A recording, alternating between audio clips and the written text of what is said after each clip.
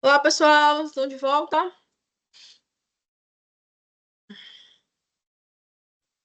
Aí, Olá, Bora, simbora. vamos. Vamos aqui, deixa eu compartilhar aqui a tela de novo. Deixa eu ver aqui.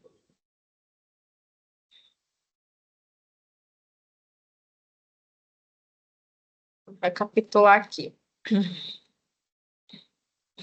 Pronto, então recapitulando, né? A gente estava falando dos componentes, né? Que a gente tem na infraestrutura. Então, a gente falou de lastro, sublastro. E Ô, aqui a gente professor, está... Pois não? desculpa, é porque na hora que o senhor falou da pergunta lá, norteadora, eu estava dirigindo, não consegui prestar atenção. É Uhum. para mandar no e-mail? Isso, isso. Tá aqui no chat a pergunta, o meu e-mail, tá? Aí tu Ah, pode tá. colocar a resposta no corpo do e-mail mesmo, não tem problema. Aí só peço que não esqueça de colocar o nome ali no corpo do e-mail, bem como o nome e no título do e-mail, né? No resumo no assunto do e-mail, colocar atividade vassouras, tá bom? Tá bom, beleza, Que aí obrigado. eu consigo rastrear, imagina. Então, pessoal, aqui a gente estava falando sobre o lastro, né? Que teve um caso também que eu participei, onde a gente conseguiu fazer um estudo para lastro com calcário dolomítico, né? E, na sequência aqui, o que que a gente vai ver? A gente já até falou já de alguns itens desses, a gente até já antecipou inicialmente, que no fim a gente tem o lastro como uma camada onde a gente consegue ter pelo menos duas funções principais, seja ela de distribuição de tensões, seja de a gente ter aquela função de drenagem, né? Então, é tanto de drenagem quanto de distribuição de tensões. Nessa fotografia é interessante porque a gente já observa que já existe aqui uma espécie de. Vou pegar o cursor aqui com a canetinha. Aqui já existe, já na representação dela, esse vazio, né, entre grãos, justamente dando aquela ideia que eu mostrei inicialmente, daquele grão que tende, né, a imbricar e de deixar aquele espaço vazio ali necessário para dissipar e para drenagem. Mas ela tem essa função elástica, né, que os pesquisadores lá dos primórdios, quando começaram a estudar de forma empírica, né, o mecanismo de distribuição de cargas da ferrovia, usou o termo de o trilho, né, como uma viga contínua sobre um apoio elástico, sobre uma mola. E esta mola nada mais é do que o próprio lastro. Manter a estabilidade da grade. Quando a gente mencionou também que em alguns casos eu utilizo o próprio lastro para eu conseguir fazer o alteamento da linha, nada mais é do que utilizar o lastro para eu conseguir ganhar de novo a geometria de projeto, né? Então ela também tem essa função de trazer essa estabilidade geométrica para a ferrovia e, né, trazer justamente a questão da drenagem que a gente já havia mencionado, né? Aqui nós temos um conceito, que é um conceito chamado módulo de via, tá? O que é esse conceito? Esse conceito nada mais é do que uma relação entre uma carga, uma pressão X, sobre uma deflexão, né? Então, a gente tem uma equação super simples, que é P sobre Y, onde a gente consegue predizer se aquela estrutura que a gente está trabalhando, né? Se aquele lastro, ele é um bom lastro, se ele é um lastro ruim, né? Ou se ele tem mais uma característica de concreto, do ponto de vista de distribuição de cargas. Então, por exemplo, se eu tenho um coeficiente, né, um módulo de via da ordem, né, que é menor que 0,05, eu estou dizendo que é um lastro muito fraco. O que eu quero dizer com isso? É como se eu estivesse falando o seguinte: nesse ábacos aqui, a gente tem no eixo X, esse módulo de via, né, que a gente está chamando aqui, e aí ele rebate para uma deflexão da ferrovia, né, que é o ray deflection, e ele rebate para essa deflexão, e ele rebate também, né, para uma tensão da ferrovia naquela base ali. Então, a tensão no trilho, ou desculpa, tensão no lastro e deflexão na estrutura como um todo. Então, se eu tenho um módulo de via menor que 0,05, eu vou ter uma deflexão acima de 1,85 milímetros, ou seja, vou ter uma deflexão alta, já está lá na casa do 2,15, né? Subindo ali para o 2,15. Quando eu tenho, né, um CB aqui, um módulo de via maior ou igual a 0,05, ou seja, ele vai estar nesse range aqui, ó, de 0,05 a 0,1, eu já vou decrescer essa minha deflexão, ou seja, vai ficar uma deflexão de 1,20 alguma coisa, 1,24, 1,25, mas eu continuo tendo uma informação do ponto de vista de deflexão do trilho, deflexão da estrutura como um todo, chamado fraco. Eu começo a ter um módulo de via considerado bom quando eu tenho esse módulo, né, maior ou igual a 10, a 0,1, na verdade. Então, esse 0,1 ele vai estar aqui, ó, nesse quadrante. E aí, quando eu rebato esse quadrante para que o eixo Y, que é o eixo onde eu tenho tanto a deflexão em milímetros quanto a tensão na base, eu vou ter uma deflexão aí da casa de 0,93, por aí. E aí, quando a gente está dizendo que essa deflexão, né, esse módulo, ele é muito bom, ele já bate aqui, ó, nessa inflexão da curva, né, da deflexão da ferrovia, e ela já fica da ordem 0,61, 0,62, já é considerado muito bom. Porém, quando eu tenho um módulo que está da casa de 0,3 a 0,5, ele já se comporta como um concreto. Por isso que a gente bota assim, base de concreto. Porque a deflexão é muito baixa, uma deflexão daí de 0,30 alguma coisa, né? Fica nesse range, 0,31, 0,35. E ele acaba tendo uma característica de concreto, do ponto de vista de distribuição de carga. E aí a gente volta àquele conceito anterior, né? Que a gente havia falado, quando eu fiz aquele desenho lá dos grãos, né? Da granulometria ali do lastro. Que quando eu tenho uma deflexão muito baixa, eu estou dizendo que o meu sistema ele não se move muito. E a gente vai observar ao longo das aulas que o comportamento dinâmico do trilho, o comportamento dinâmico do pavimento ferroviário, ele pede sim esse sistema como similar, né, e análogo a uma mola. Eu preciso que haja esse sobe e desce, porque se eu tiver um sistema muito rígido, a tendência é que eu comece a ter mais falha do ponto de vista de ruptura, né? Ruptura de trilho, por alguns momentos ali eu posso ter fragilidade também no dormente. Por quê? Eu vou ter um sistema muito rígido. Então, eu preciso de uma dada elasticidade. Não à toa que o lastro, né, ele fica aí da ordem de 40, às vezes a turma coloca até 50 centímetros, justamente para eu conseguir 30, né, na verdade, o valor, assim, de projeto que a gente chama de default, geralmente são 30 centímetros de lastro.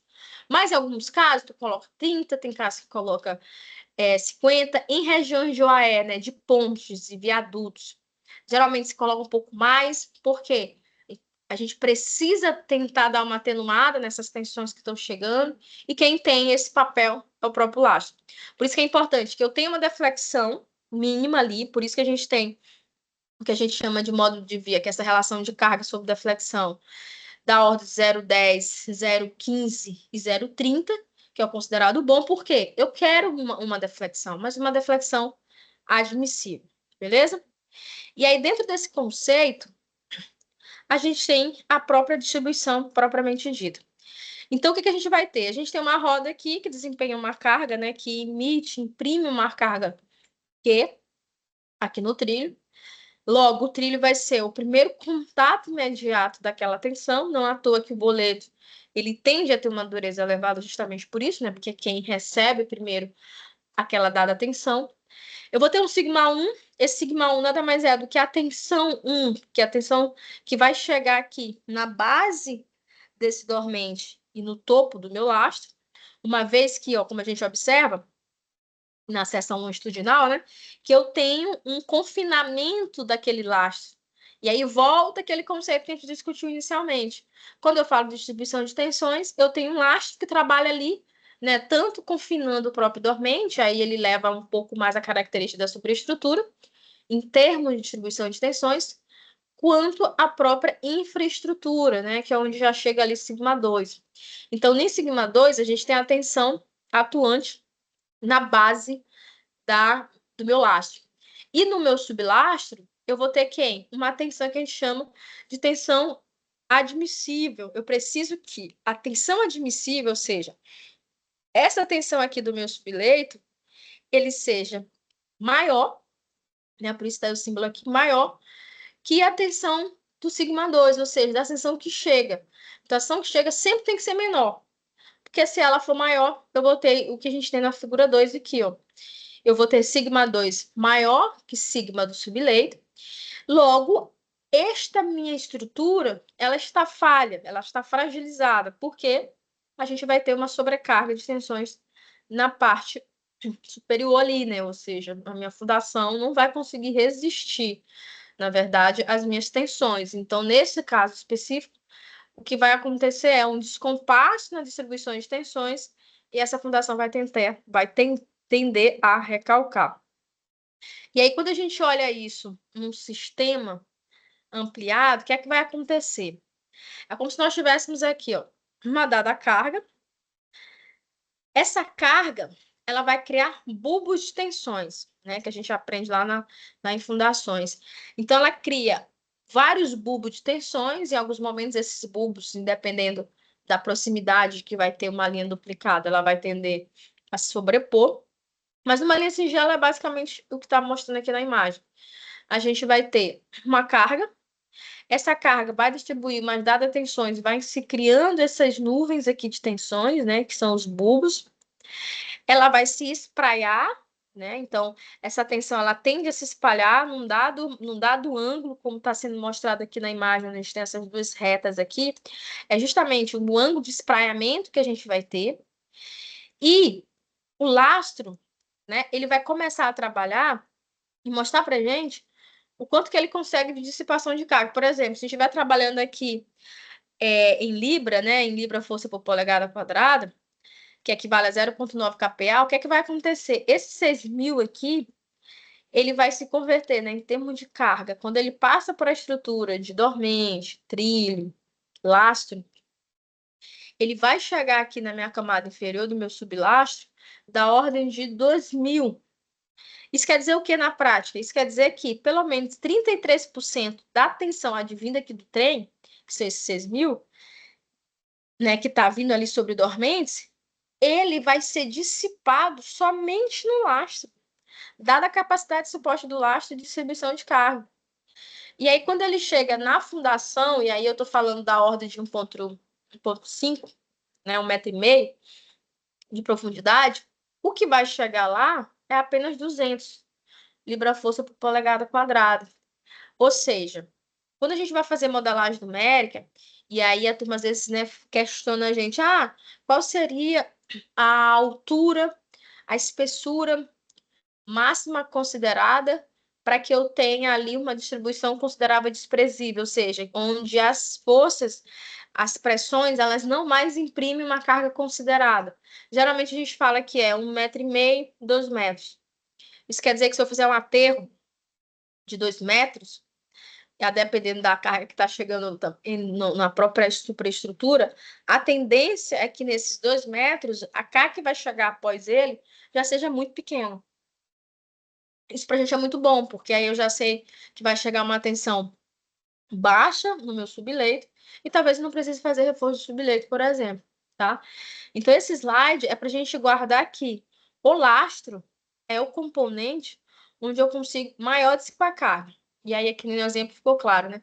Eu tinha 6.000, ele foi para 2.000, ou seja, dentro do lastro já consigo absorver uma grande parcela de tensão, tá? Alguma dúvida, pessoal, até aqui? Não? Não, não. Então, beleza. E aqui, de novo, né? O lastro ele tem também a função de estabilizar a grade, justamente por conta daqueles ombros, né? E do próprio confinamento. Então, eu tenho aqui, ó, voltando aqui nas imagens, o que é que eu vou ter? Eu vou ter uma estrutura onde eu tenho um ombro que me ajuda a confinar, e quando a gente vê a seção de forma longitudinal, a gente observa que ele também confina o dormente. Então, além da fixação que a gente tem de grampo, às vezes tirefone, parafuso, que prende ali, né, o trilho com dormente, a gente também tem o próprio lastro trabalhando como uma espécie de confinamento para eu garantir o que? A estabilidade geométrica, tá? Então, eu consigo garantir isso, de novo, eu preciso ter um agregado que seja angular cúbico, ou seja, ele não pode ser muito liso, né, com formato de bola ali, com um formato muito circular, de redondo, porque senão eu perco o imbricamento. Perto do imbricamento, eu começo a ter aqueles vazios desproporcionais, que certamente a água vai acabar ficando parada ali. Eu tenho que ter um ângulo de atrito, né, adequado, densidade adequada dele, claro, resistência a cargas que a gente chama de carga, como se fosse uma carga acidental, porque imagina só, a ferrovia, quando ela não está operando, então todo o sistema está em repouso. Quando começa a passar a carga ferroviária, ela passa, emite uma dada energia no período ali de 4, 5 minutos, dependendo do comboio ferroviário, vai embora e as tensões elas ficam ali armazenadas e sendo trabalhadas nessa distribuição. Então, eu preciso que tenha uma resistência mecânica para o choque quando passa o trem, que aquela carga ela acaba sendo uma carga acidental do ponto de vista, né, de tensões que estavam em repouso. Então, eu preciso que ela seja resistente e que tenha baixa porcentagem de finos por conta da contaminação barra comatação do lastro, que a gente viu mais cedo também. E aí entra a questão da drenagem, né? Eu preciso garantir que haja inclinação adequada, porque do contrário, essa água vai ficar acumulada.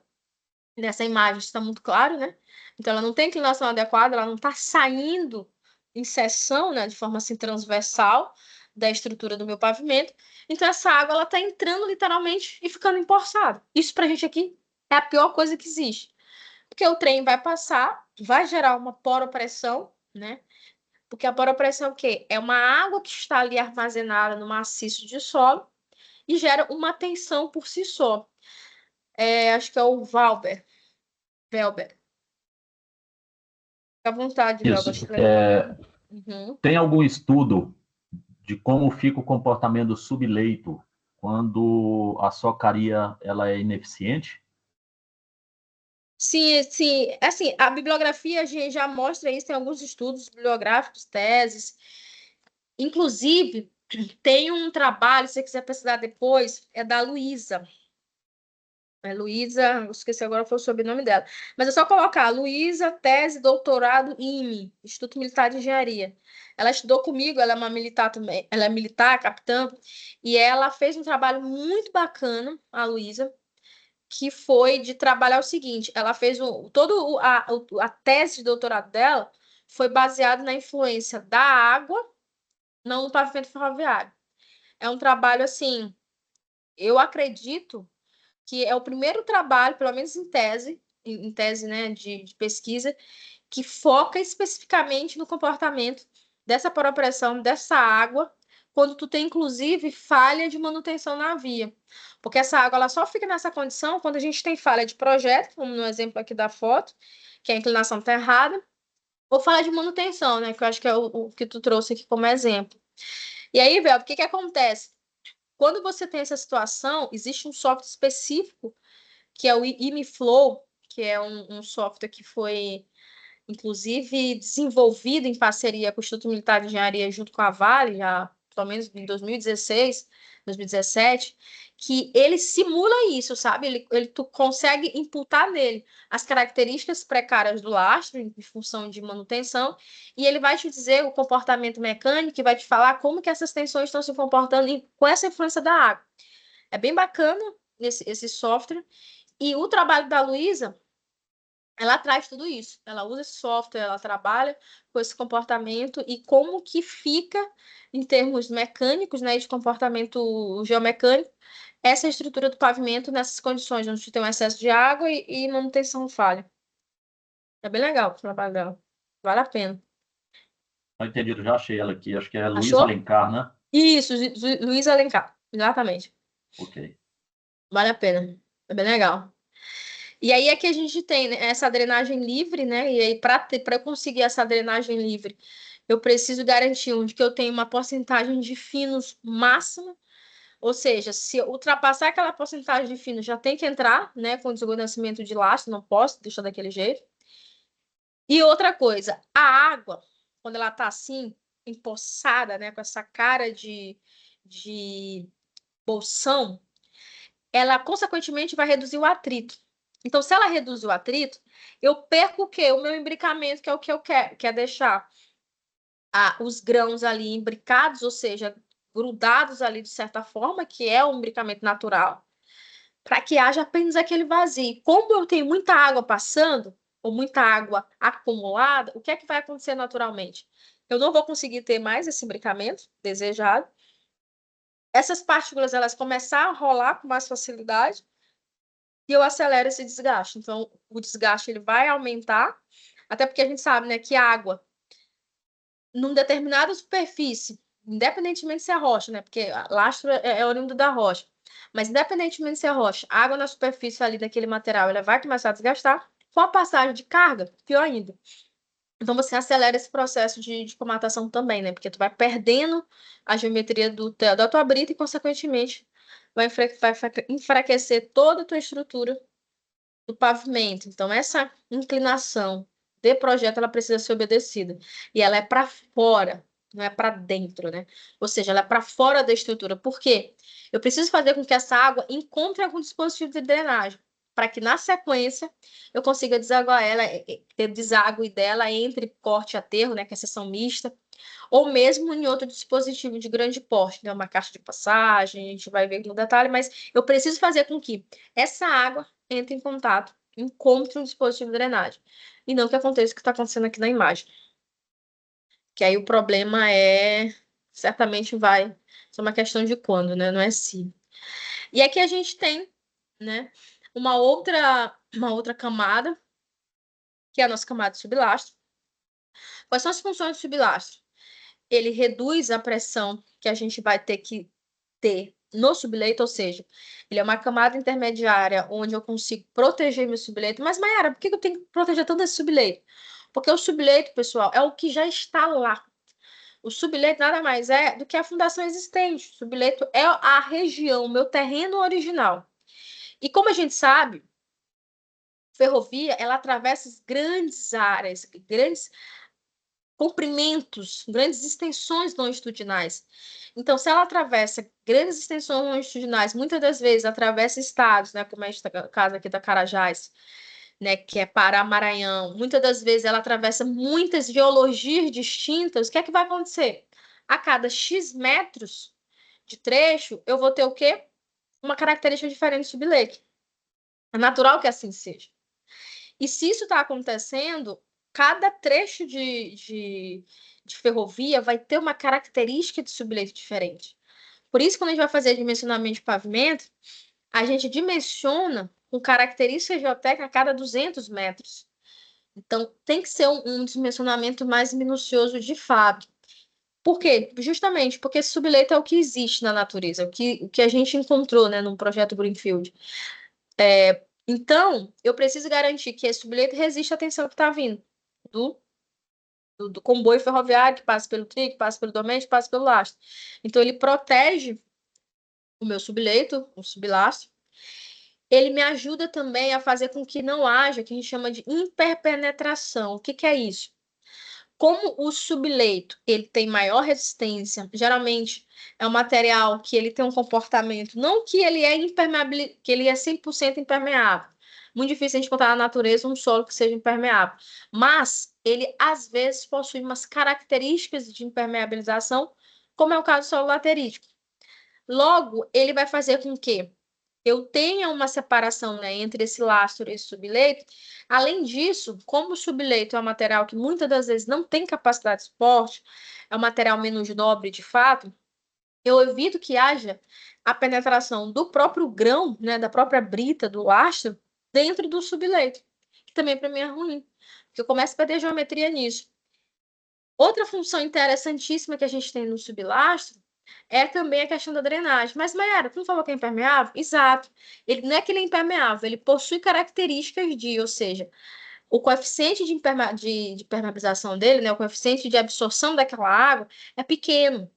Então, se é pequeno, a tendência é que aquela água ela entre em contato com o sublastro e ela vai para onde? Buscar o caminho mais fácil para ela. Então, quando a gente fala de projeto de ferrovia para a seção tipo como essa aqui que a gente está olhando, eu tenho uma inclinação para cá e eu tenho uma inclinação para o outro lado, ou seja, eu tenho uma inclinação para a direita e para a esquerda. Por quê? Eu não quero que essa água fique passada aqui dentro. Então, para isso, esse meio aqui ele é um pouquinho mais elevado. Então, geralmente, a terraplenagem aqui tem que ser um operador de patrol que seja muito bom, né, que é da moto niveladora, porque ele precisa dar o caimento aqui, ó, tanto para a direita quanto para a esquerda, muito bom, porque eu preciso que o meio tenha assim, um abaulamento, como a gente tem em rodovia. Eu preciso que o meio seja um pouquinho abaulado, de modo que essa água chegue aqui em contato e ela vá ser direcionada, né, de forma transversal para o dispositivo de drenagem.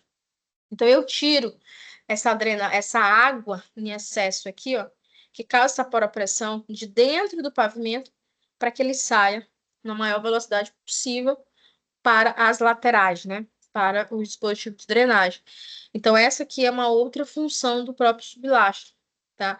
Outra camada de suma importância e que a gente precisa dimensionar com base nas características dali, claro, de carga que eu vou ter, nas características da altura do lastro, bem como na característica do subleito. Então, eu preciso conhecer esse subleito.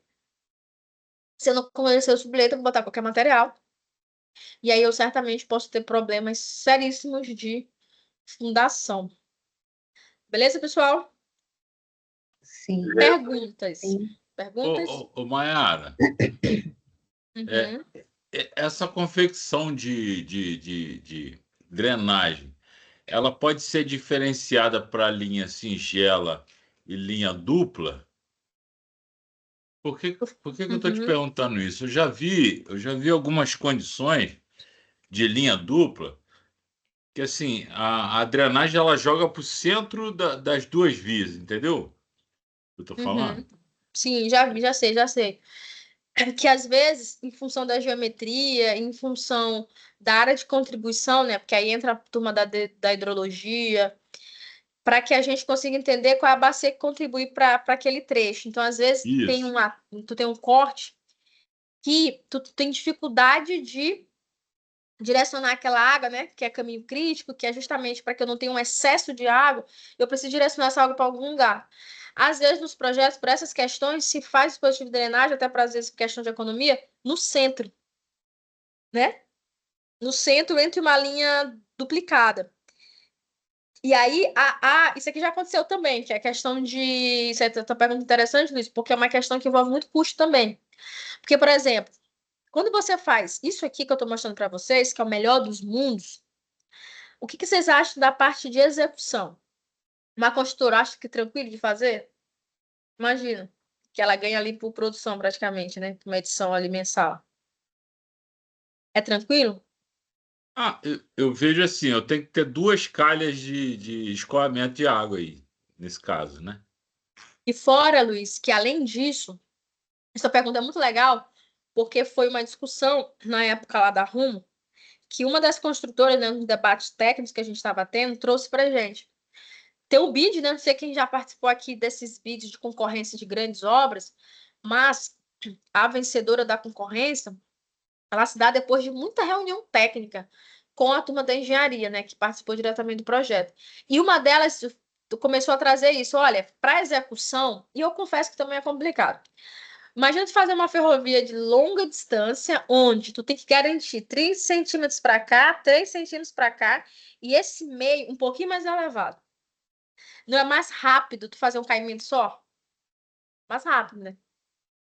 Então, muitas das vezes, essa solução que eu estou mostrando aqui para vocês, principalmente quando se trata de grandes extensões, do ponto de vista de execução, ela se torna mais morosa.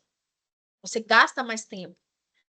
Agora, tem a opção, né, que você pode utilizar, e aí tem que garantir também a geometria, e acaba sendo uma coisa sensível do ponto de vista de geometria, que é você faz um caimento só para um lado, que é tipo como se fosse aquela outra imagem que eu mostrei para vocês, que é como se eu estivesse falando isso aqui, ó. Eu faço caimento só para esse lado aqui, ó, como vocês estão olhando, ó, eu faço caimento só para um lado, porque eu tenho uma linha duplicada. E aí, se eu tô falando de uma linha duplicada, ó como é mais simples, que eu acho que é o que o Luiz trouxe aqui pra gente. Tu faz o caimento só desse lado, 3% só desse lado. Desse lado de cá, aqui, ó, que eu tô mexendo agora com o mouse, eu tenho uma outra linha. eu faço o caimento contrário, para cá. Por quê? Eu faço meu dispositivo de drenagem aqui, ó, minha retangular, minha trapezoidal. Eu faço meu dispositivo de drenagem superficial como se fosse no canteiro central, no centro, né, na entrevia aqui. Aí, em tese, eu dou uma economizada aqui também em questões de capex, né, de custo de implantação da obra. Aí eu posso economizar. Isso aqui, geralmente, Luiz, é feito nos 3 DOF, tá? Naquelas discussões do que vale a pena, em termos de capex, de desembolso financeiro, versus de manutenção barra velocidade de execução da obra. Geralmente, você coloca isso tudo na mesa e discute qual a melhor solução e já insere isso como premissa para projetista. Tá bom? Entendi, Mas, entendi. sim, é uma opção. Tem também a terra discussão quando faz esse caimento 3% para cada lado, o método executivo para a grade, né? Se você teria que fazer o pré-lastro, porque se você vir lançando o Isso. dormente, depois quando você vier fazer o levante, a pressão ali pode criar trinca no dormente, se for no caso concreto, né?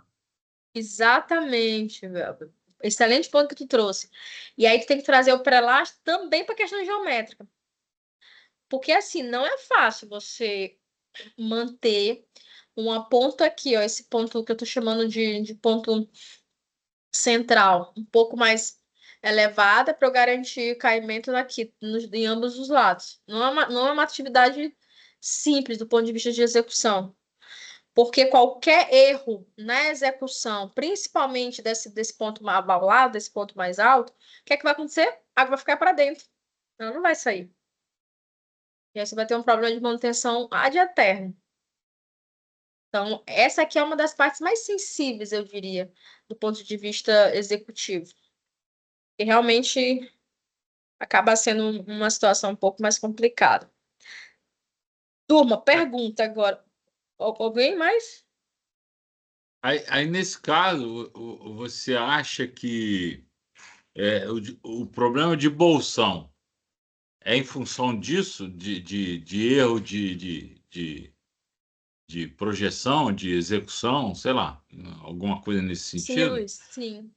A questão de bolsão, ela pode ter uma causa raiz única, ou tu pode ter várias causas ali auxiliares, né? Tu pode ter erro de projeto, que acontece, erro de execução, que acontece, ou seja, era para ser, aquela outra figura acho que foi até mais exemplificado, era para ser isso aqui, ó, caimento para fora. Por algum motivo, o projeto não colocou. Por algum motivo, o projeto colocou, mas a execução não fez. Por algum motivo, a fiscalização aprovou, mediu, a empresa foi embora e ficou com passivo, né? E aí, pode ser unicamente de execução, com esse caso aqui do exemplo. Execução foi lá, fez errado. Mas pode ser também, Luiz, aquilo que a gente falou mais cedo. A gente teve problema, claro, de lastro. O lastro já precisava haver algum tipo de desguarnecimento, troca mesmo daqueles grãos. Não se fez. E aí começou a acomatar, começou a gerar um monte de vazios aqui, em proporções maiores do que devia. A água entrou lá e começou a aumentar ali aquela seção em termos de quantidade de água acumulada. Então, pode ser projeto, pode ser execução e pode ser manutenção, tá? Pode ser as 3 coisas, inclusive, juntas também, sabe? Por isso que é bom aí essas disciplinas elas andarem lado a lado para garantir que não haja esse tipo de problema, porque realmente é um problema que para solucionar você tem que abrir tudo, né? Beleza? Entendido. E aí, pessoal, uma pergunta aqui para vocês. Digamos que a gente tenha um sublastro, desculpa, um subleito de solo mole. O que é que eu faço? Eu desisto, não construo, falo assim, O ó, ideal o que é que é eu faço? substituir, né? Desculpa? Mas depende o ideal é substituir, né? Mas depende da profundidade desse solo mole. Se for inviável, talvez estaquear. Se for muito longo Uhum. o trecho, talvez fique inviável. E aí, se os dois estiverem inviável, desvia dali, porque é melhor dar uma volta do que enfrentar o solo mole, às vezes. É tipo terra indígena, né? Terra indígena, terra Não, terra que indígena não tem tem. solução, você tem que Não, desviar. desviar. Que são as condicionantes ambientais, né? barra são as condicionantes que são as condicionantes de traçado ferroviário.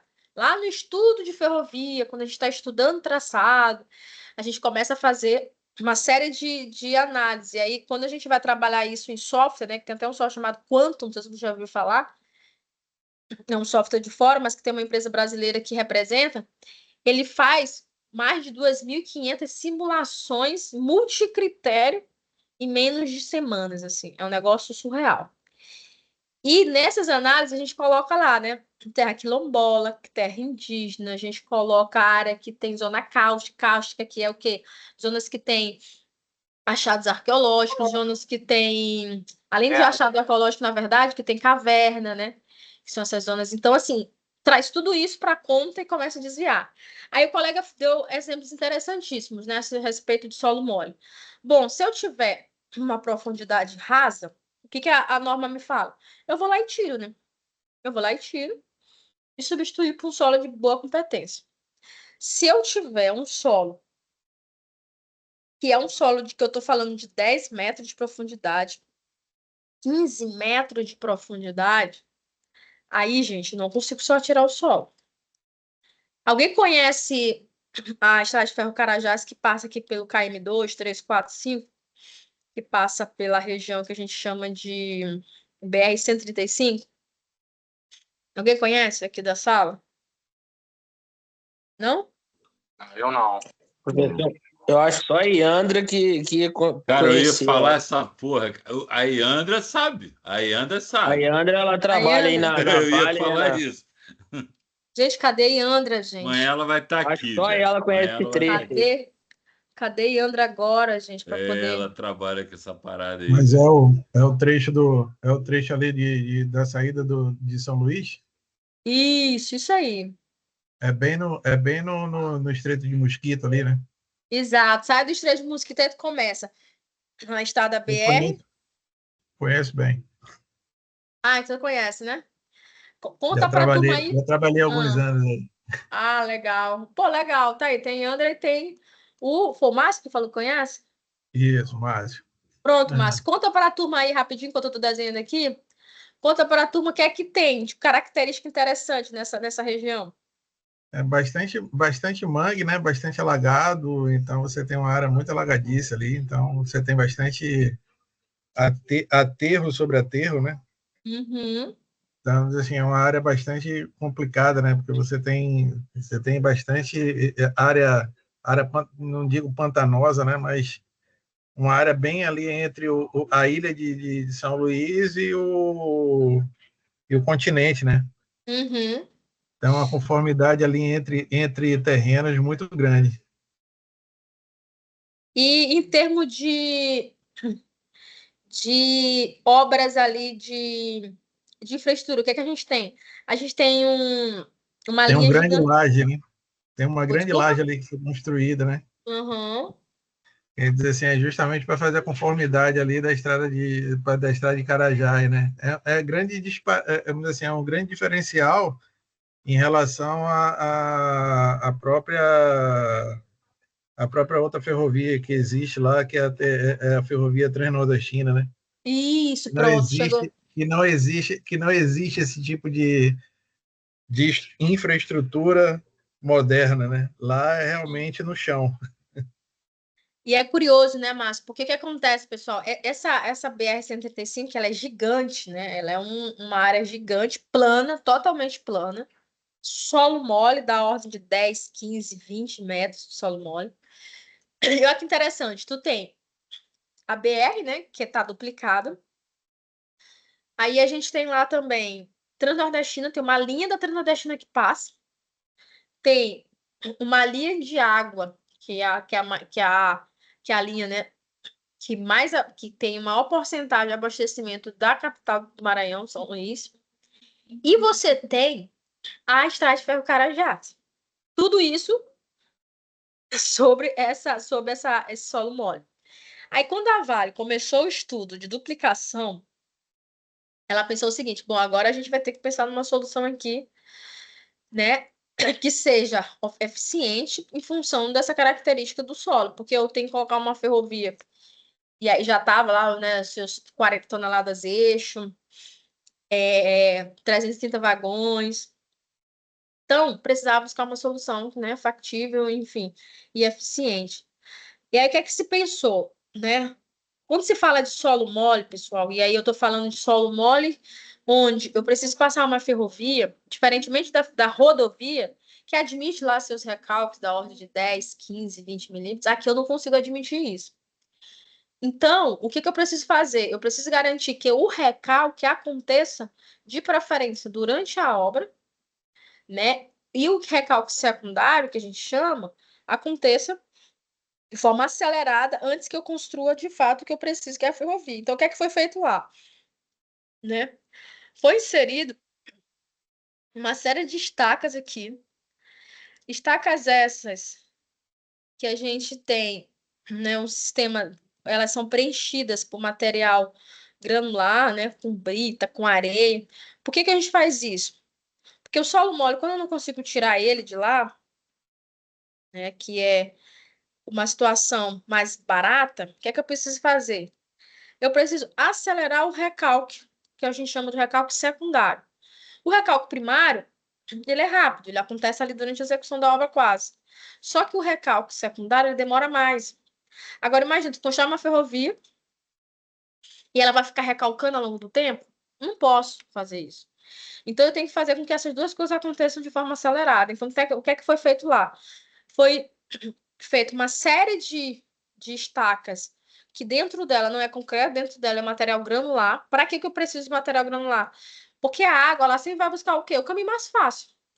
E qual o caminho mais fácil da água? Onde tem maior percolação, onde tem maior permeabilidade. Então, ela vai buscar essas estacas aqui, né, que tem maior permeabilidade. Então, ela vai tentar fazer esse fluxo aqui, ó. Ela vai buscar o caminho mais fácil para ela. Então, ela vai buscar essas estacas. E aí, por capilaridade, o que é que vai acontecer aqui? Por capilaridade, eu vou fazer o seguinte, eu vou fazer na parte superior aqui, o que a gente chama de colchão drenante, né? Eu faço aqui na parte superior um colchão drenante. Essa água vai ficar para tentar fazer sempre o caminho mais fácil para ela, então ela vai pegar primeiro esses, aqui está o terreno natural, né? Ela vai tentar pegar essas estacas, que tem maior percolação dentro dela, porque esse é um material granular. Essa água na parte superior aqui, né? Dessa camada aqui que a gente está desenhando. Tem um colchão drenante, que também é matéria granular, é areia. E aí eu vou ter alguns dispositivos de drenagem de forma transversal, para eu conseguir expulsar essa água, né? Que é meu objetivo aqui. Acho que essa aqui tá errado. Que é meu objetivo, expulsar essa água de dentro dessa estrutura aqui, desse aterro. E, Mayara, como é que eu vou fazer isso? Eu coloco uma sobrecarga. Porque só isso aqui, por si só, funciona, mas eu preciso acelerar isso. Eu preciso construir minha ferrovia. Então, eu não vou esperar isso aqui dar X anos. Então, o que é que a gente faz? A gente coloca aqui em cima, pessoal, um aterro de sobrecarga. Esse aterro depois eu tiro, no geral. Esse aterro aqui é só para garantir uma dada carga que me ajude a pressionar esse sistema, tá? Então, o peso próprio desse aterro, que é tudo calculado, a altura e tudo mais, eu vou pressionar esse sistema aqui que vocês estão olhando, de modo que essa carga desse aterro, desse peso próprio do aterro, né? Ele vai sobrecarregar essa estrutura aqui que está aqui embaixo e vai pressionar essa água. Então, tudo aqui embaixo aqui, que a gente chama de U, né? Que é a poropressão, o símbolozinho dele, é esse aqui. Essa poropressão, ela vai ser forçada até aumentar, porque eu estou jogando mais carga nessas partículas de água que está dentro do solo mole. O solo mole nada mais é do que um solo 100% com água, ele é saturado mesmo. Não à toa que aqui, né, o colega vai lembrar, que conhece, a água, você vê, tu passa às vezes de carro, tu vê a água florando, ela fica aqui, ó, por isso que eu botei em ó. Nível de água e nível de terreno. Muitas das vezes, o nível de água e o nível de terreno, eles coincidem, tu vê a água ali mesmo, na superfície. Então, eu preciso de uma carga de um aterro que gere uma tensão adicional nessa camada aqui que a gente está tentando expulsar a água, e toda essa estrutura aqui que a gente está chamando dessas estacas que estão com água, a água vai ficar entrando dentro dela e vai tentar sair. Como é que ela tenta sair? capilaridade, ela tenta fazer esse movimento, porque aqui em cima tem o quê? Tem uma colchão drenante. E aí esse colchão drenante tem uma dada inclinação aqui, e ele vai buscar de forma transversal os dispositivos aqui de drenagem. E aí o que a gente faz? A gente acelera esse adensamento, ou seja, a gente acelera a expulsão da água. E aí esse recalque primário vai acontecer nos primeiros dias, né? Recalque primário, o RP, e o recalque secundário, ele vai acontecer ao longo de algumas semanas. Depois disso, a gente vai lá, faz ensaio, verifica como é que está ainda a pressão de dentro dessa camada, e aí tira isso aqui tudo, ó. Tira esse aterro de sobrecarga, aí sim eu venho com a minha estrutura, que é a minha ideia inicial. Aí eu venho aqui, ó, e construo minha ferrovia aqui. Eu faço um aterrinho menor, só para questão de geometria, e aí eu venho com minha ferrovia aqui em cima e vou construindo aqui o que a gente quer fazer, que é construir a ferrovia. Tá certo? Então, na engenharia tudo tem solução. Isso aqui é barato? Não, é caríssimo. É uma das soluções mais caras que se tem. E esse Luiz, processo que você está falando aí, você faz ele em sequência, anualmente, você está fazendo ele sempre sequencialmente? Verificando essa água? não, tu fala ao longo do tempo? Isso. Sim, a tendência, Robson, com o tempo, ainda vai sair, sim, alguma coisa dali, porque, de novo, essa água, ela está em 10, 15, 20 metros de profundidade, porém, ela vai continuar saindo, é natural que ainda saia alguma coisa, porém, como já aconteceu o recalque primário e o recalque secundário, em termos práticos de geometria, já não me afeta mais, porque ela começa a ser mais imperceptível. Ela não mais me compromete do ponto de vista da ferrovia. Não mais compromete. Beleza. Aí eu consigo aceitar ela. Por isso que o secundário é um recalque que acontece ao longo de muitos anos.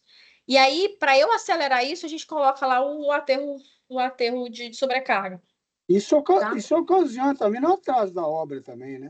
Sim, sim. Tudo isso aí já está tudo calculado, né? Eu ia dar um exemplo, que eu fiz uma obra muito parecida com isso aí, mas era uma rodovia lá em Trinidad e Tobago, né, que é pertinho da Venezuela ali. E além disso tudo, a gente no final ainda teve que colocar uma geogrelha também. Ah, sim, isso é verdade. Isso é verdade. O terreno era muito ruim e assim, totalmente saturado. Isso é verdade. Isso é verdade. Em alguns casos tem que colocar geossintético mesmo, geogrelha, às vezes uma geocélula. Pois é. Às vezes precisa colocar mesmo. É uma solução muito comum, tá? Quando a gente tem esse tipo de situação de ferrovia ou de rodovia. Mas aí, Robson, tua pergunta é interessante. Do ponto de vista de atraso, só ser o cálculo, e aí as turmas, as partes têm que se reunir, né? Do ponto de vista do cálculo de projeto, tiver um pouco furado. O que quer dizer com isso? A cada X tempos, tem que verificar, fazer ensaios aqui dentro desse corpo aqui, né, da estastigrafia desse material, para verificar como é que está a composição desse NA, desse nível de água, dessa poropressão, melhor dizendo.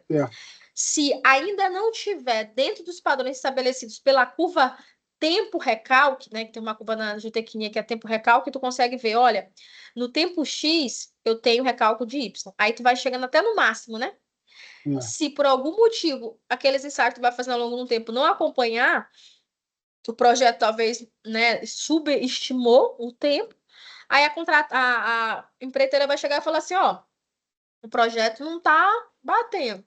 Aí ali vai ter uma discussão, mas geralmente se tem gordura, tá? Para esse tipo de situação. Geralmente se tem gordura e a contratada, né, a empreiteira, né, a construtora, quando ela pega um projeto desse, ela já sabe, né, que ela vai ter que trabalhar ali também com as gorduras dela, porque isso pode ser um pouco para mais, um pouco para menos, a depender ali, né, do andar ali da execução das atividades e, claro, do comportamento do solo, né? Beleza. Beleza?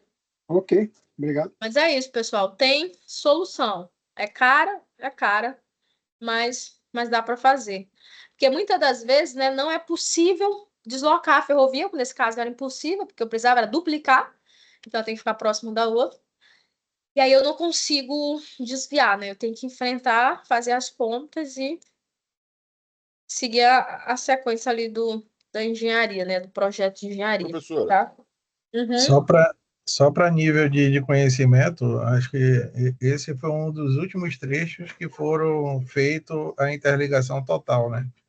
Então, assim, foram feitos vários pátios de cruzamentos até fazer o interligamento total da duplicação da ferrovia Carajás, e esse foi um dos últimos trechos a fazer esse interligamento, justamente por causa dessa particularidade. E foi difícil demais, porque, gente, quando a Vale, talvez tu acompanhou isso também, né, Márcio? Quando a Vale começou a fazer a duplicação, a primeira fase, eu estava na Odebrecht, então eu acompanhei a primeira fase. Então eu estava como construtora, né? Eu estava como quem executa. Na segunda fase, eu já estava na IM Engenharia. Então, na segunda fase da aplicação da Carajás, eu era projetista. E nessa segunda fase, a gente já tinha muita dificuldade de encontrar jazida. Por quê? Ao longo da Carajás, né, ao longo das obras, foi se consumindo muito material das jazidas próximas, das jazidas de maior competência. E aqui não foi muito diferente, né? Eu lembro que eu não participei diretamente dessa obra, mas eu tive amigos que participaram e aí me deram alguns feedbacks a respeito dela, dessa daqui, né? E é assim, é um trabalho gigantesco. Existia uma empresa chamada Terratec, que é do Rio de Janeiro, do Roxigão, e ela ficava full time aqui, isso lá em 2016, porque nessa época estava no IME, quase voltei para essa obra, mas enfim, para fazer a parte de instrumentação, né? Que é o quê? Para garantir que o que está sendo previsto lá no projeto, na simulação, ela case com o que está acontecendo na prática, né? Então, ficava instrumentando esses aterros de sobrecarga para verificar o quanto que ele estava cedendo, que a gente espera mesmo que ceda, mas quanto que estava cedendo, isso estava casando com o projeto. Porque só podia tirar aquele aterro de conquista, desculpa, o aterro de sobrecarga, quando se tivesse naquele recalque considerado como recalque secundário. Se o recalque secundário, digamos, estabelecido no projeto, fosse da ordem de 50 centímetros, passou o período de 50 centímetros e a instrumentação continua apontando recalque, vai continuar lá o aterro. O aterro de sobrecarga. Até chegar no recalque, a gente disse que é um recalque desprezível do ponto de vista de execução da ferrovia, porque aí a ferrovia pode passar. Até porque, lembra, né? A ferrovia é uma carga dinâmica. Então, se eu não garantir que todo recalque secundário, ou seja, aquele recalque de maior magnitude, aconteça nessa fase de obra, ela vai querer acontecer na fase de operação, com o trem passando e o trem querendo ou não. Carga dinâmica, ela vai fazer com que isso continue ali de alguma ordem ainda acontecendo, que é o que a gente não quer. Então, é um trabalho minucioso. Não à toa, né, Márcio, que essa obra, ela demorou muito, o projeto dela já demorou um pouquinho, a execução, idem. E claro, né, a companhia ela vai fazendo o que a gente chama de semiduplicação, né, que é estendendo os pátios aos pouquinhos até conseguir juntar e aí realmente chegar no que se tem de desejo, que é a duplicação propriamente dita.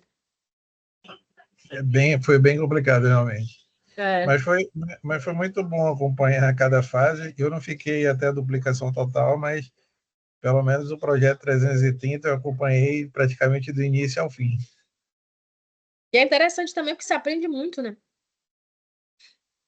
É legal, você aprende bastante. Sim. Eu acho que alguém tinha. E uma coisa que você falou que foi bem interessante, assim, que todas as jazidas naturais, todos os recursos que puderam ser aproveitados dentro daquela região e dentro ao longo todo o entorno da ferrovia Carajás, realmente, assim, se esvaiu, né? E teve algumas etapas da obra que começou a ficar um pouco mais cara justamente por causa do DMT admissível, né? Porque você teve que começar a buscar material muito mais longe. Então, alguns orçamentos estouraram e foram coisas astronômicas. Isso é verdade. Como é que tu explica isso, né? Porque tem uma série de... Essas obras geralmente são dinheiro de acionista, né? Que é dinheiro que é de investimento de expansão. E aí você chega e fala, então, sabe aquele orçamento que eu pedi? A gente vai triplicar ele. É uma situação complicada, mas assim, projeto, principalmente quando envolve áreas que a gente já conhece que são complicadas por natureza, não dá para acreditar firmemente e cegamente em projeto, porque O projeto ele faz sondagem a cada X metros. Quando tu vai executar, tu tá executando ali, né, numa lupa muito mais próxima. Então, às vezes acontecem coisas que tu não consegue ver no projeto, embora o projeto tenha seguido, inclusive, norma. Mas no projeto faz interpolação de valor, né? Tu faz uma sondagem aqui, daqui a 20 metros faz outra. E aí tu interpola o valor daqui com o valor daqui na distância de 20 metros. Só que quando tu vai executar a obra, tu descobre que entre esses 20 metros tem outro tipo de solo. E aí faz o quê? É um 20, é um desafio. 20 É um desafio metros interessante. você tá sendo Só legal pra- também, né? Não, não, Na é só um prática, exemplo assim, que eu falei é. solto, mas no geral, principalmente para ferrovia, a distância é muito maior, principalmente quando se fala de SPT, CPTU, a distância acaba sendo muito maior, até mesmo para coleta de amostra, né? Coleta de amostra, para você ter uma noção, a norma fala de 200 metros coleta de amostra. E a gente pensa que é muito, no sentido de 200 metros tá um número ali que já é relativamente, dependendo do trecho, ele pode ser muito, mas pode ser pouco. Mas imagina 200 metros numa ferrovia de 700 quilômetros, 400 quilômetros. É muita coisa. E ainda assim não é o suficiente, se a gente parar para analisar. Né? E o interessante que o pessoal falava, só para complementar, diz assim, ainda bem que essa obra foi feita em Carajás e o sócio chinês era muito rico. Mas isso é verdade. E aí, gente, eu compartilho o sentimento com vocês. Eu acho que alguns colegas que falaram, né, eu acho que uma colega falou que é mestre na PUC, né, do Rio, mas nessa área de geotecnia. A gente que é geotécnico e às vezes está na condição de quem elabora o plano de sondagem, a gente sofre muito. Por quê? Porque se a gente for seguir o que tem que seguir à risca, não tem jeito. O valor não é aquele valor que a turma está esperando, né? Porque geralmente se coloca a geotecnia muito de forma periférica, né? Precisa mesmo fazer essa sondagem, precisa mesmo dessa quantidade de ensaio, eu vou esperar tudo isso sair do laboratório para fazer meu projeto, vai atrasar muito. Só que quando a gente pensa, gente, o valor global de uma obra ferroviária, ela é gigantesca. Ele é gigantesco, esse valor. Quando a gente compara o valor de uma obra perante o desembolso financeiro que eu preciso fazer para fazer um plano de sondagem de qualidade, não é nada. E a gente, muitas das vezes, como profissional da área de geotecnia, a gente tem que ficar explicando por A mais B, recorrendo a todas as tuas cadeias de ajuda do ponto de vista hierárquico, para conseguir dizer, não, eu preciso desse plano. Porque muitas das vezes, infelizmente, a gente é convidado, vou usar esse termo, a gente é convidado a retirar. Não, não precisa de tudo isso. Aí a gente, como profissional da área, tem que se respeitar de algum jeito, né? Porque não dá para fazer um plano de sondagem, principalmente plano de sondagem da fase executiva, né? Ou seja, um projeto executivo com um plano de sondagem ali com cara de projeto conceitual. Não dá. Mas é uma briga que a gente precisa ter, e aí eu convido vocês, né, a me ajudarem, né, a ajudarem a gente nesse processo, porque a gente precisa romper com isso aos pouquinhos, sabe? A gente precisa professor, romper com isso. Uhum. eu tenho uma pergunta, mas antes, em cima disso que você falou agora, eu estava conversando outro dia com um colega que trabalha na IEM, inclusive, como projetista de geotecnia. Ele falou exatamente isso. Está trabalhando num projeto, não vou falar qual é, mas eles passam para a empresa o plano de sondagem e sempre volta glosando várias coisas, porque falam que não precisa, não, tá muito caro, ou tem muito furo e tal, tem muito ensaio né, de amostra não deformada, né, e tal. E aí eles têm que fazer do jeito que a empresa quer. Resultado, tem vários trechos que lá na execução está dando problema agora por questões geotécnicas. E aí não tem muito o que fazer. Vai ter que fazer o estudo de qualquer maneira agora e fazer a obra da maneira correta. E é um problema, porque assim, realmente é isso que você falou, eles não levam tanto a sério. E tem um outro fator também, que lá no meio do Mato Grosso, para você retirar uma amostra e fazer um ensaio depois no laboratório é complicado. Você vai ter que ir em cima de uma picape numa estrada de chão, por quem, pô, provavelmente vai estar numa faculdade numa cidade grande, né? O laboratório. Então, assim, vai estar muito longe para você levar isso. Além de ser caro, você pode correr risco de prejudicar a amostra. Mas, enfim, a minha pergunta que eu ia fazer porque você falou que é uma duplicação. E aí, a linha original foi o mesmo método que foi utilizado ou foi um outro método que foi utilizado? Porque a Carajás, eu acho que é da década de 89, não lembro exatamente. É solo mole também, né? Solo Foi mole. utilizado qual técnica? Solo mole. Na ocasião, eu lembro que a gente buscou esses projetos. É interessante que todos esses projetos eles eram manuscritos, né? Eles eram feitos à mão. Não tinha AutoCAD, não tinha sido 3D nem nada.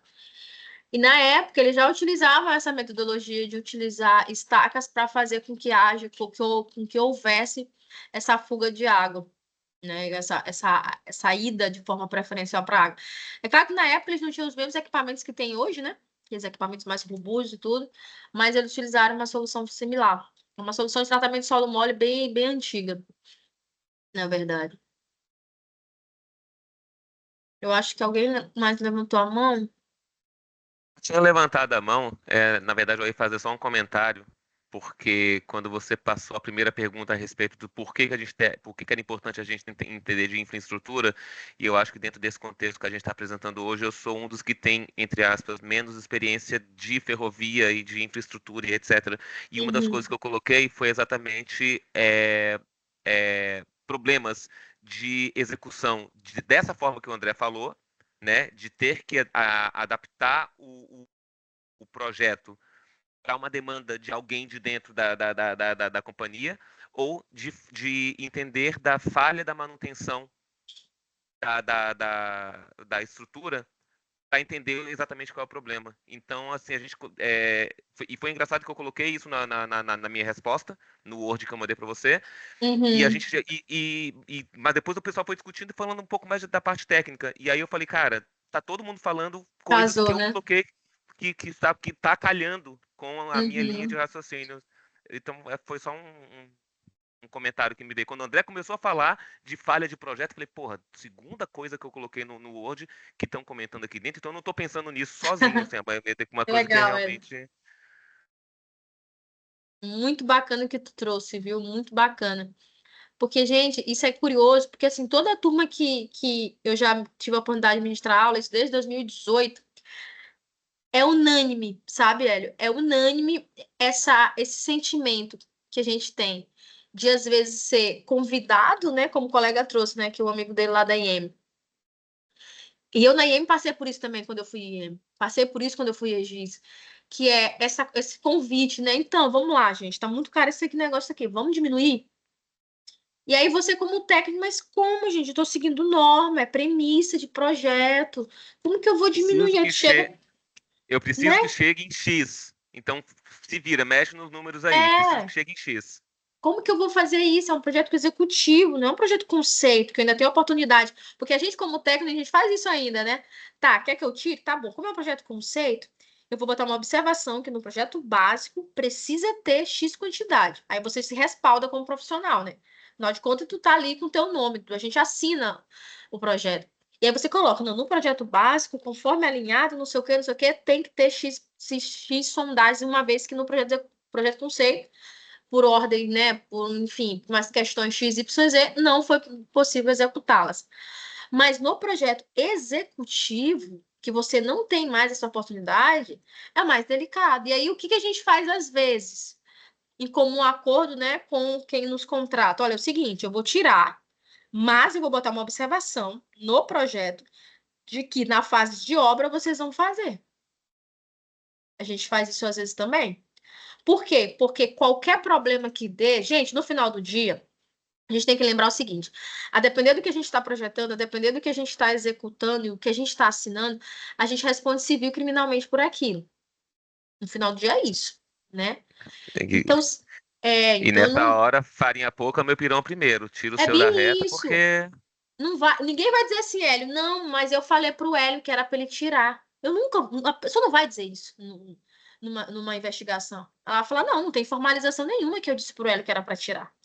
E aí ele vai falar, não, mas tu me disse. Aí vão te questionar, tu tem formalização disso, Hélio? Não, não tem.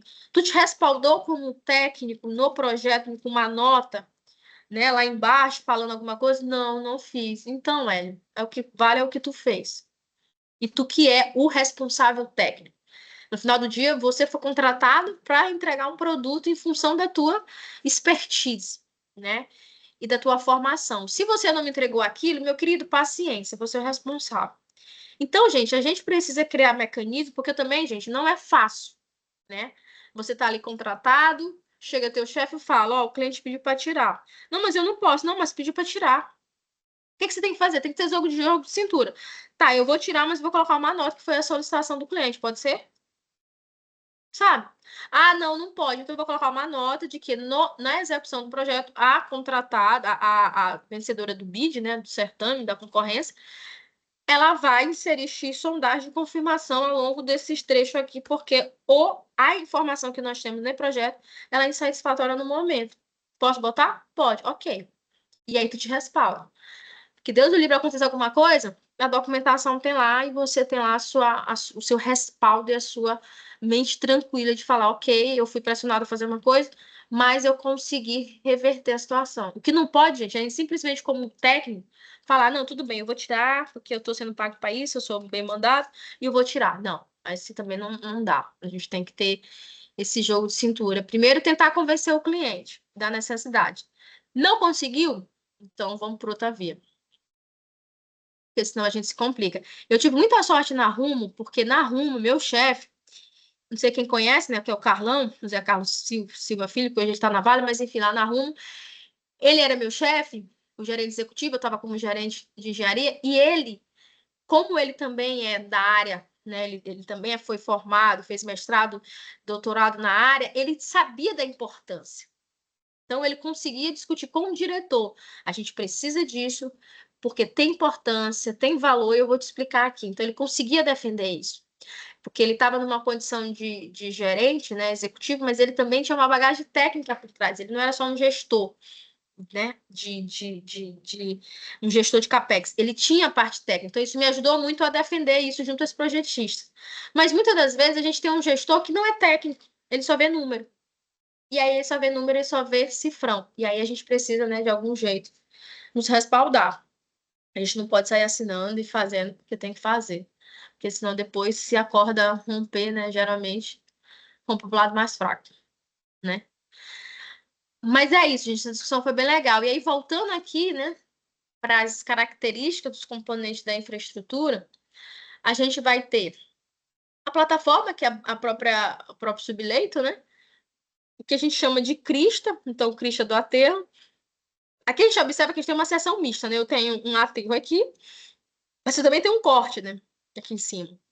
Então, eu tenho um offset, que a gente chama um offset direito e offset de esquerda, que nada mais é do que a abrangência daquele meu projeto, né? Em termos de seção. Aqui eu já tenho uma valeta, então já tenho um dispositivo de drenagem de banqueta, já tenho uma sarjeta, que é um dispositivo de drenagem superficial, um talo de corte, uma saia do aterro que a gente chama, e a própria valetinha ali de pé de corte. E aí, na sequência, o que mais que a gente vai ter aqui? A gente vai ter o próprio aterro, né? Que é essa estrutura que a gente está olhando. A gente vai ter o corte, então, como eu falei, a gente está numa seção mista, né? Ora eu tenho um aterro, ora eu tenho corte. E eu tenho a própria plataforma. Então, essa aqui é uma seção tipo dos principais dispositivos e elementos dentro de uma seção ferroviária, tá? E aí, quando a gente fala de estrutura de obra de arte corrente, o que é uma obra de arte corrente? Obra de arte corrente nada mais são do que os próprios bueiros, do que os dispositivos de descida de água, né, que a gente chama de descida rápida ou descida integral, os próprios elementos, né, que a gente faz com que haja esse direcionamento de fluxo de água, que são as valetas, as canaletas, as caixas de passagem. Então, tudo isso faz parte das obras de arte corrente. E aí, quando a gente fala de bueiro, a gente está falando de uma estrutura que pode ter uma série de características do ponto de vista de vazão, né? Então, eu posso ter um bueiro duplo, um bueiro triplo, uma galeria, quando eu vejo que a seção ela já comporta uma área maior, então não adianta fazer só 12 bueirinhos, mais 12 bueirinhos, mais 6 bueiros, não faz sentido. Eu faço logo uma galeria, né? E aí a gente vai ter alguns componentes dele, que vai ser o quê? Eu tenho que a gente chama de laje de fundo, que é essa daqui. A gente vai ter a soleira, a gente vai ter as alas, né, que são essas estruturas aqui, que a gente está olhando. Vai ter o muro da ala e o 5 aqui, que é a representação do muro de testa, tá? E aí, dentro dessa estrutura, eu vou trazer um pouquinho mais de conceito aqui para vocês. Então, por exemplo, quando a gente fala de seção, eu posso ter um bueiro tubular, que tem a seção circular, né? Que é igual esse aqui que a gente estava vendo anteriormente. Então, esse aqui é um bueiro simples tubular, duplo aqui no caso. Eu posso ter a seção dele celular. Quando a gente fala em bueiro celular, eu tenho um problema no KM do 30 com um bueiro celular que rompeu. Esse bueiro celular nada mais é do que um bueiro retangular ao quadrado, tá?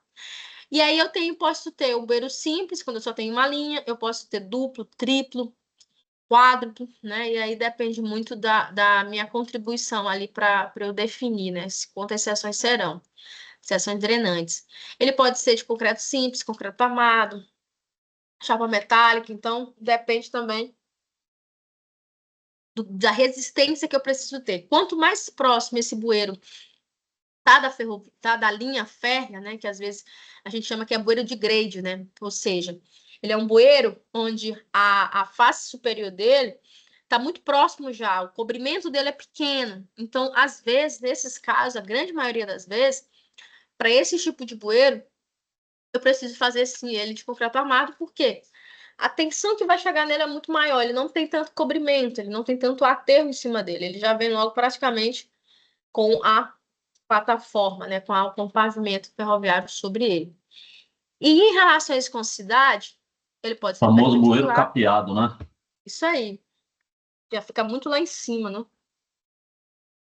Isso é muito em função da geometria, né? Que eu não consigo aterrar muito, eu não consigo afundar ele, eu não consigo subir muito, porque eu tenho questão geométrica, né? O pessoal da operação aqui vai lembrar, né?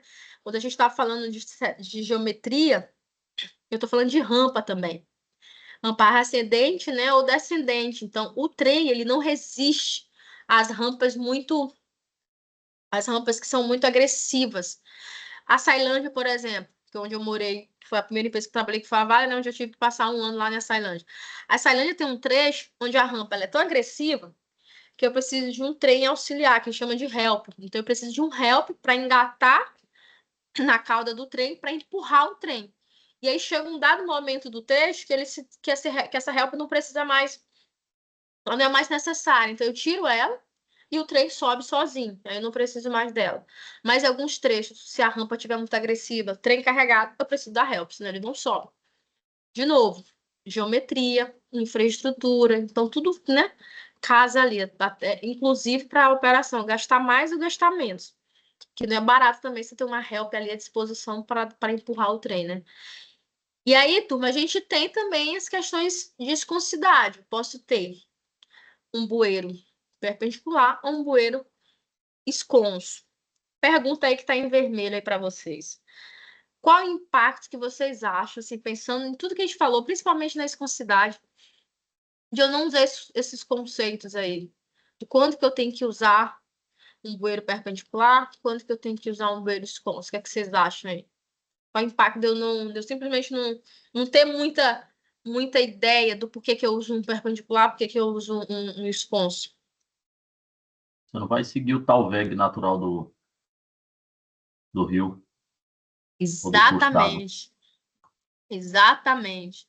Todo mundo consegue compreender isso?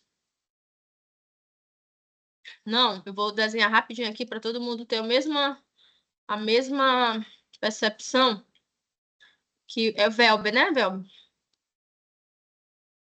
Acertei? Isso, o Elber. É o Elber, eu tento, né? Pode chamar de Andrade? Pode chamar, porque eu atendo o Elber, Velber, já estou acostumado. Fica tranquilo. Tem problema não, né? Tá Não, acostumado. tem não. Não, legal. E aí, só aproveitando aqui, para todo mundo ter o mesmo entendimento que o colega aqui teve também. O que o colega estava falando é isso aqui, ó. Se eu não sei se eu uso um bueiro perpendicular ou se eu uso um bueiro esconso, né, diagonal, a gente vai ter problema seríssimo. Eu quero saber de vocês se isso já aconteceu na vida de vocês ou só na minha que aconteceu. Exemplo. Aqui, digamos que isso aqui é a linha férrea, tá? Vamos colocar aqui só para a gente conseguir guardar aqui, ó. Aqui, ó, linha. Deixa eu chamar aqui ferrovia.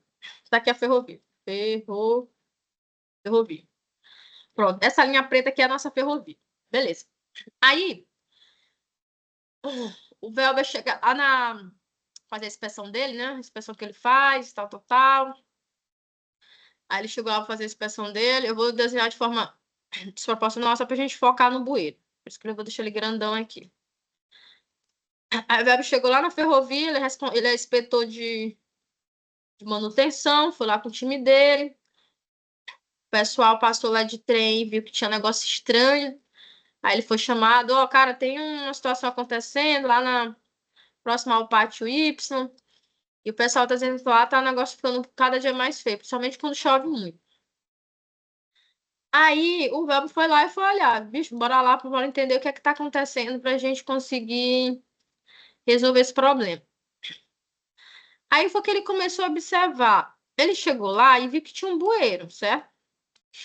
Aí ele viu que tinha um bueiro. Outra coisa que ele observou, ele falou, não, tem um bueiro aqui, é um bueiro simples, celular. Esse aqui que eu desenhei, esse aqui são as alas, a gente está olhando em planta, tá? A gente está olhando de cima para baixo. Então, aqui são as alas do bueiro, tá? Aqui está o corpinho dele. E aí ele observou o seguinte, ele, olha, gente, é o seguinte, aqui realmente tem um bueiro no KM20, a região a montante, tá aqui, ó, a região montante, tá aqui, é essa região aqui, então a seta faz sentido ser desse jeito, e ele observou que a região jusante estava aqui. Então, aqui, ele já identificou algumas coisas. O montante está aqui em cima, a jusante está aqui embaixo, então talvez ele está nesse sentido, né? De cima para baixo. Então, ele está andando nesse sentido aqui, certo? Só que o sentido de fato que foi observado não era perpendicular, ele estava assim, ó. A água, um monte de água acumulada aqui assim, ó. O que é que vocês acham que aconteceu, gente, na execução desse bueiro? O que é que o Velber vai ter que reportar lá para a turma? Não tinha água aqui, só tinha água aqui assim, ó. Projetado ou construído fora da esconsidade que deveria ter, né? Exatamente, Luiz Cláudio. Exatamente isso. A água está indo empoçada aqui. Não estava aparecendo a água. Momento nenhum ela estava passando aqui. Então, ele estava seco. Esse bueiro não estava sendo solicitado. Ele estava seco. A água estava toda aqui, ó, empoçada nessa extremidade aqui do bueiro. A linha já estava começando a sofrer problemas aqui, porque a água já estava começando a subir. A gente sabe que... Por isso que a gente fala tanto de água nessa disciplina, porque tudo que a gente não quer em ferrovia é água parada. A água que tem em ferrovia tem que só atravessar dispositivo de drenagem, só. Não pode ficar parada. E aí a turma começou a observar que essa água, por isso que o Velber foi chamado para fazer essa inspeção, por quê? A água estava subindo para cá já, estava chegando na ferrovia. Como é um bueiro de grade, ou seja, ele está lá em cima já, né? Ele não tem muita cobertura. Ele já estava aqui colado com a água. E aí o Luiz chegou e falou, gente, é o seguinte, esse bueiro, bora olhar o projeto desse bueiro. Vamos olhar. Aí o bueiro, gente, ao invés dele estar sendo assim, ó, ele não era para ter sido projetado desse jeito. Esse bueiro, vou tentar fazer aqui de outra cor. Esse bueiro, na verdade, ele era para ter sido projetado assim, ó, esconso. Ou seja, diagonal. Agora ele ficou muito pequenininho. Era para ser projetado assim, ó, de forma esconsa, de forma diagonal. Por quê? Porque o terreno, o talveg, ou seja, o caminho natural desta água, que a gente não consegue, só se for desviar, né? Que aí mas é outra história. Mas o caminho natural dessa água, ela é assim, ó. Ela é de forma diagonal, ela é esconsa, ela não é perpendicular à linha. Então, se ela é esconsa, logo a forma ok do dimensionamento desse bueiro, né? Da característica geométrica desse bueiro era assim, diagonal, porque essa água aqui, ó, ela vai fazer esse caminho e não o caminho perpendicular ali. Então, o Luiz foi lá e falou, gente, projeto, gente, olha o projeto. Ou então o projeto errou, né? O projeto errou, estava realmente perpendicular. Mas desde o início do estudo hidrológico, mostrou que o Talveg estava assim. Então, o projetista foi lá e não cumpriu o fluxo correto do Talveg, ou seja, do sentido que estava correndo essa água. Ficou claro, turma, a importância da gente conhecer o que é essa esconsidade, por que ela Claro, existe, por que faz sentido existir, né? claro. É incomum acontecer isso? Não deve ser, não, porque você está dando exemplo e não deve ser, não é incomum, não. Robson, infelizmente, na engenharia a gente vê de tudo, e não é tão incomum como parece, né, às vezes ser. Não é muito comum, não. Por isso que, quando a gente faz essas inspeções, a gente tem que se atentar. O que é que o projeto fala? O projeto fala que era esconso. Tem certeza? Deixa eu dar uma olhada. Realmente fala. Ou não fala. Mas cadê o projeto da hidrologia disso aí? Vamos dar uma olhada na bacia. Como é que essa bacia se comporta? E aí tu vai, né, costurando ali até você identificar, opa, tá bem aqui a falha. Foi execução, foi projeto, foi estudo hidrológico, não foi. E é importante que a gente saiba esses conceitos, até para a gente conseguir discutir, né? De levar aí contribuições para o time, né? Que geralmente investiga ou faz essas inspeções aqui. Então, aqui a gente está olhando um bueiro, ele está perpendicular à linha, né? Então, a gente está vendo uma linha ali resistente. Então, ali ele já está perpendicular. A gente tem um exemplo aqui de um mais esconso, né? Então, ele tem mais essa cara aí diagonal, né? Então, ele é mais inclinadinho. Outras representações, né? Então, a gente tem aqui um bueiro na minha direita, um bueiro tubular, né? Então, ele é circular, né? Igual do exemplo que a gente deu aqui agora há pouco, né? A alazinha aqui dele, simples. Aqui um bueiro celular, aquele grandão, né? Que quadrado ou retangular, um cara de ala. Ó, esse bueiro aqui não é de grade. Por que não é de grade, Mayara? Porque ele tem muito cobrimento. Ó, a distância que ele tá da zona, né? Da faixa de plataforma aqui, né, onde o trem certamente vai passar. Ele tem uma cobertura espessa, né? Então ele não é grade, bueiro de grade. Bueiro de grade é lá no topo Grota, aqui. né? Ele é um bueiro de grota. Pois é, grandão, né? Ele fica ali, literalmente, numa estrutura, né? Em termos de cobrimento diferenciado. Ele fica mais enterrado, né? Que é também chamado de bueiro de grota, isso aí. Aqui outros exemplos que a gente observa de bueiro tubular também. Esse aqui do MRS, ó, ele é mais esconso, né? Tu percebe que a ala dele ele já tem essa cara mais esconso, inclusive por conta da ala. E tem lá em cima, tem uma descida, né? Uma descida em degrau. E aí, pessoal, isso a gente está falando das obras de arte corrente, nessas grandes aí. Mas a gente também tem os dispositivos de drenagem superficial, né? Que são de suma importância. Quantas vezes, vamos ver se só eu vi também. Quantas vezes vocês passaram em ferrovia e vocês viram, gente, mas por que tanta água aqui no lastro? Faz sentido. Na plataforma, vocês já viram? A gente chama que a ferrovia fica mergulhada. Já tiveram essa Claro que experiência? sim. Já, né? Já É vi mais muitas vezes. comum do que qualquer outra coisa, né, Robson?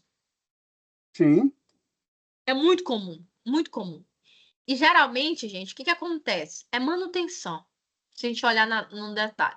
Mayara, pode ser problema também de execução? Pode, porque pode ser que nem exista projeto de drenagem superficial. Gente. Principalmente quando a gente está falando de ferrovia que é muito antiga. Ferrovia é muito antiga e detalhe, ferrovia é muito antiga e onde a frequência de trens é muito baixa. É um par de trem uma vez por semana. Existe isso no Brasil? Tem, e muito. Nem todas as ferrovias são 24, 27 pares de trem em dia. Então, tem ferrovias que elas... Tem ferrovia no Brasil que ela atende um cliente só, que é um cliente de cimento no sul do país e que existe ainda por uma questão governamental. E ela precisa existir por conta de um cliente. Então, vocês acham que essa ferrovia ela vai ser bem manutenida? Logo, a gente já desconfia, né? Então, geralmente são ferrovias mais antigas e que não têm dispositivo de drenagem superficial. Mas também pode existir que não seja problema de projeto, ou seja, existe lá, né, o dispositivo de drenagem superficial, porém não está manutenido. E aí está toda assoreada, afogada, que a gente chama às vezes, né, quando o dispositivo de drenagem ali, por exemplo, a seção está toda né, toda a seção dela tem solo, logo a gente não vai ter o dispositivo funcionando. Então, ao invés dessa água ser direcionada para esse dispositivo e esse dispositivo levar para uma caixa coletora, uma descida d'água, ele simplesmente vai ficar ali. E aí aquela ferrovia, gente, que era para estar com o dispositivo de drenagem funcionando, inclinação adequada, ela vai estar encharcada de água, vai estar literalmente encharcada de água. E aí o problema está instalado, porque a gente volta àqueles conceitos lá do começo da aula, né, de hoje. A gente vai ter mais água no lastro, o lastro, consequentemente, ele vai começar a ter dificuldade de imbricar, porque ele não vai conseguir, ele vai perder atrito, aí ele perde atrito, começa a se desgastar mais rápido, começa a ter um monte de bolsão, tu perde geometria e acabou. A intervenção direta, não tem pra onde correr. E aí, gente, quando a gente... aquela enchente que teve no Rio Grande do Sul, eu estava lendo uma matéria, não sei se foi no princípio desse ano, ou final do ano passado, teve muito isso aí que você falou, falta de manutenção. Encheu tudo, na hora que a água desceu, não tinha mais linha. Não tinha mais. Só tinha trilho em cima, e embaixo tudo assoreado. Falta de manutenção, não tinha calha direito, tudo entupido. E às vezes ferrovia que você falou aí, que não, é de um cliente só, né? Exatamente. O cara não esquenta a cabeça, né? Ô, Robson. Oi? Nós tivemos um problema desse na linha do centro ali também. Não, mas isso tem aqui por lado de baixo, aqui por lado de Retiro, aqui, né? Isso, teve Retiro, teve antes de Paraibuna. Esse que ele está falando, Maia, aqui no próximo Juiz de Fora, aqui em Minas Gerais. Né? Entendi. Entendeu? Aqui Vocês também, tiveram... quando tem essas chuvas, essa época de chuva, a época das águas que a gente fala por aqui, essa região que ele falou aí, volta e meia, tem problemas sérios de manutenção também, de drenagem. Aí acontece isso que você falou, aí acontece um assoreamento total ali, fica pendurado. Fica pendurado. E aí, e outra coisa, né, gente? Depois que a linha tá debaixo d'água, o trabalho é infinitamente maior. Tu perde. Imagina dormente de madeira, debaixo d'água, como é que faz? Verdade. Né? Como é que faz? Verdade. Então, assim, é muito sensível. Por isso a gente tem que ter muito cuidado e a gente passa uma parte do nosso modo falando de drenagem, porque ela é o cerne. Então, se ela não funciona, não tem jeito. Tu vai ter problema de erosão, tu vai ter problema de recalque, tu vai ter problema de aderência de lastro, vai ter... Então, assim, os problemas, eles são infinitos. E, claro, um risco maior, né, de descarrilhamento, enfim. É muito mais crítico até. Então, quando a gente está olhando esses dispositivos agora, numa sessão, o que é que a gente enxerga? A gente vê, por exemplo, que eu tenho vários tipos de dispositivos, né? E eles se conversam entre si, eles não trabalham de forma isolada, eles têm uma opção de existir porque eles se conectam. Por exemplo, aqui eu tenho valeta de plataforma, a gente tem descida d'água em degrau. Mayara, por que é em degrau e por que uma é lisa? Tudo depende da contribuição que eu tenho e da inclinação. Por exemplo, a degrau, gente, é mais cara porque é mais morosa para construção. Então, eu não vou fazer degrau só porque eu acho que tem que ser feito. Não, eu faço um cálculo, eu entendo qual é o que a gente chama de comprimento crítico na drenagem, ou seja, o comprimento máximo que eu consigo levar aquela água para ela ir se acumulando ao longo da distância, né, ao longo do comprimento, para eu dar um destino para ela, uma descida, por exemplo. E eu preciso quebrar energia. Como é que eu quebro energia? Com degrau. Por isso que o nomezinho dela aqui, né, tem essa escadinha. Eu preciso quebrar energia. E aí a gente vai ter ela em degrau, vai ter ela lisa. E aí vocês observam que todos esses dispositivos eles vão se conectando. Né? Então eu tenho aqui, por exemplo, a valeta de crista, que desce aqui para uma caixa de passagem. Essa caixa de passagem desce, leva essa água, né, de modo que eu consiga ter um direcionamento dela. Eu tenho aqui os degrauzinhos descendo. Aqui embaixo já tem um bueiro, aqui no caso é um bueiro simples tubular. As alas aqui abertas, porque eu preciso garantir que essa água venha e ela não vá erodir o meu pé do talude. Por isso que tem essa ala aberta desse jeito. Além disso, aqui no pé, eu tenho essa distribuição de brita. Mas para que isso aqui, Maia? Porque eu preciso quebrar essa energia. Imagina, eu venho aqui com uma dada velocidade, aqui a velocidade ainda é considerável. Eu preciso fazer com que essa água chegue aqui, ó, encontre uma resistência mecânica para ela, que não seja o solo, porque uma vez que for solo, eu vou erodir todo esse meu pé aqui. Então, eu preciso garantir que isso não aconteça. Eu vou lá e construo uma caixa de dissipação. Dissipador de energia. Exatamente, uma caixa para dissipar essa energia. E eu posso fazer ele em diversos formatos, tá? Na barragem a gente tem muito também esse tipo de ferramenta, porque, de novo, no final do dia, eu tenho taludes também que precisam ser manutenidos e garantir a estabilidade deles. Como vai também ter acesso à chuva, porque isso é inevitável, eu preciso garantir que todos esses dispositivos de drenagem lá também estejam, tá? Então, a mesma metodologia. Então, como eu havia dito, a gente tem as valetas e as canaletas. Essas inclinações, elas são extremamente importantes para que eu garanta que a velocidade seja adimensionada para ela, né? Porque eu não posso fazer também, turma, por exemplo, esse aqui, ó, deixa eu voltar aqui. Eu não posso fazer também essa valeta aqui, por exemplo, essa valeta de pé, ela sem inclinação nenhuma. Ah, Mayara, então eu vou fazer sem inclinação, porque aí não vai erodir nada. Não, porque eu preciso de caimento. É tudo por gravidade. Então, eu preciso garantir que ela tenha velocidade de arrasto, porque eu preciso garantir que ela sai do ponto A e vá para o ponto B. Ao mesmo tempo, ela não pode ser muito inclinada, porque senão a velocidade vai ser muito elevada dessa água. E eu posso, consequentemente, erodir o ponto de chegada, né? Que é o que a gente não quer. Essas canaletas e valetas, elas podem ser retangulares, trapezoidais, triangulares ou semicirculares, as famosas meia-cana, né? Muito comum em rodovia, as minhas canas. E eu posso também tê-las, né? Revestidas ou não revestidas. Então, eu posso ter, por isso que eu deixei aqui em negrito, né? Eu posso ter uma canaleta, uma valeta só de vegetação. Posso ter. Só tem um detalhe, eu preciso garantir manutenção, né? Então, quando eu seleciono e escolho que o revestimento da minha canaleta, da minha valeta, seja de vegetação, é uma escolha, muitas vezes, do ponto de vista econômico, né? Porém, eu tenho que garantir que essa vegetação não me prejudique do ponto de vista de seção. Eu preciso garantir a minha seção ali para que eu não seja prejudicado do ponto de vista de contribuição daquela seção ali, né? De não perder aquela seção. Tá certo? E essa aí E também aqui, ela tem gente, um sério problema por causa do assoreamento, né? Que ela vai isso. retendo fino.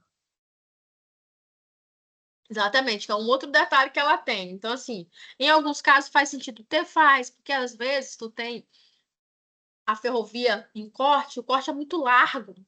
Então, assim, a própria formatação geológica já me ajuda por conta da própria inclinação. Mas, às vezes, ela não é tão interessante porque tu tem um corte muito estreito. Se essa valeta que eu fiz lá de revestimento vegetal não funcionar, por assoreamento de vegetação elevada, essa água vai voltar para a ferrovia. E como eu não tenho muito espaço, nem de ter manobra de tempo, né? Eu teria que atuar logo, é arriscado. Aí já não é muito recomendado. Que a gente já começa a sofrer ali por essas questões. E aqui alguns exemplos, né, de canaleta de crista. Aqui uma em construção, né, sendo armada, uma retangular. E aqui uma representação dessa que a gente está chamando, né, de revestimento vegetal, né? Então aqui ela é mais simples, porque não tem revestimento, mas tem que ter esse cuidado adicional de manutenção. E aqui uma revestida em concreto. Turma, alguma dúvida? Dúvida, contribuições, questionamentos sobre esse item? Não, da minha parte, não. Não? Então, tá assim, bom. são 23h05 Tá para dar tranquilo. tempo da gente conseguir recuperar as forças aí para amanhã. Para amanhã tá todo mundo aqui Boa. cedo, né? Feliz, Certo. animado. Então, a gente vai fechar por aqui o dia de hoje, tá bom? Aí amanhã é às 8, né? Começa? Isso. Isso. Isso aí, Perfeito. isso aí. Amanhã às 8 horas, todo mundo com seu cafezinho do lado, que amanhã vai ser bem produtivo aí pra gente, tá bom? Vai dar bom. Obrigada. joia. Boa noite. Perfeito, pessoal. Boa noite. Bom descanso Boa para noite todo pra vocês mundo, aí. viu? Vocês Boa também. noite. noite. Bom descanso. Boa noite. Boa noite. Tchau, tchau. Valeu, galera. Um Até daqui a abraço pouco. aí. Fica com Deus, todo mundo. Até mais. Valeu, gente. Abraço.